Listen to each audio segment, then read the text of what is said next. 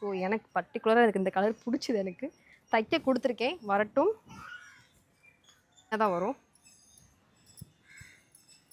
Okay, pleats நிற்குதா? கொஞ்சம் அவசரத்துக்கு எடுத்துருக்கேங்க, கொஞ்சம் அட்ஜஸ்ட் பண்ணிக்கோங்க. பட் உங்கள் ஃப்ளீட்ஸ்லாம் சூப்பராக நிற்கும். ஸோ இப்படி தான் இருக்குது உங்களுக்கு. லைட் க்ரீன், ஒரு ஸ்கை ப்ளூ வித் பார்த்தீங்கன்னா உங்களுக்கு ஒரு தக்காளி பழ கலர், அதாவது பார்த்தீங்கன்னா உங்களுக்கு லைட் உங்களுக்கு பிங்க் ஷேடில் கொடுத்துருக்காங்க. ஒரு சூப்பரான ஒரு சாரீ. பல்லு உங்களுக்கு ரன்னிங்கில் உங்களுக்கு ப்ளவுஸ் வந்துடும்.